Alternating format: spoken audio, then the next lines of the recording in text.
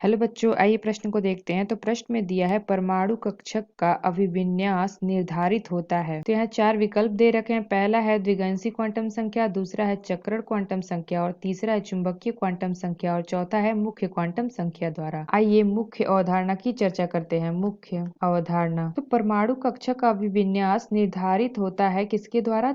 चुंबकीय क्वांटम संख्या द्वारा। चुंबकीय क्वांटम संख्या द्वारा।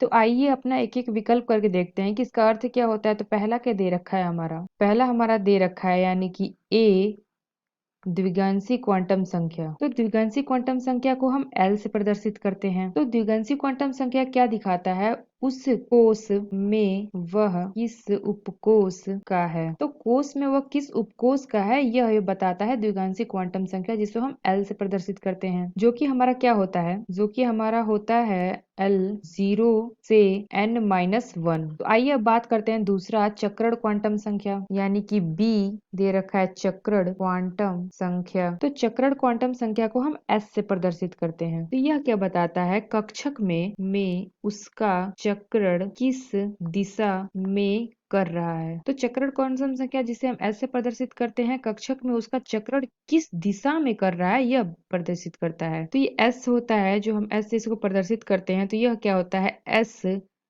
बराबर, तो ये जब स्पिन अप होगा तो यह क्या होगा? +1/2।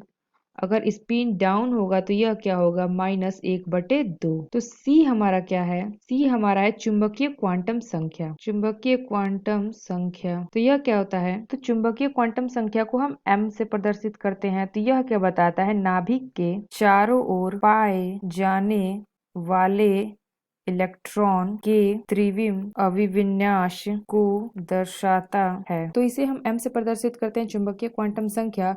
तो यह होता है हमारा -L से +L तक और शून्य सहित। तो डी हमारा क्या दे रखा है? डी हमारा दे रखा है मुख्य क्वांटम संख्या। मुख्य क्वांटम संख्या, तो इसे हम n से प्रदर्शित करते हैं। तो यह क्या दर्शाता है? इलेक्ट्रॉन किस कोष में है, किस कोष में है। तो मुख्य क्वांटम संख्या जिसे हम n से प्रदर्शित करते हैं, यह क्या बताता है? इलेक्ट्रॉन किस कोष में है। तो n बराबर हमारा हो सकता है क्या? 1 2 3 अनंत। प्रश्न में हमसे क्या पूछा गया था? परमाणु कक्षक का अभिविन्यास निर्धारित होता है। तो हमने बताया था कि परमाणु कक्षक का अभिविन्यास निर्धारित हो चुंबकीय क्वांटम संख्या द्वारा।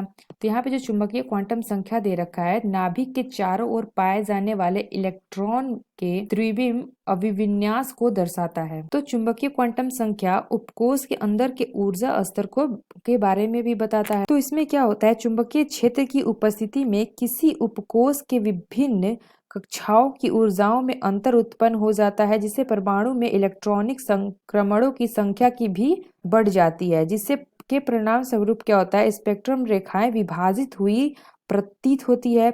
अतः परमाणु कक्षक ऑर्बिटल का अभिविन्यास चुंबकीय क्वांटम संख्या द्वारा निर्धारित होता है। तो यह हमारे प्रश्न का उत्तर आ गया, सी चुंबकीय क्वांटम संख्या। तो इस प्रश्न का सही विकल्प क्या होगा? सी चुंबकीय क्वांटम संख्या, जिसके द्वारा हम परमाणु कक्षक का अभिविन्यास निर्धारित करते हैं। तो आशा करते हैं आपको समझ में आया होगा। धन्यवाद।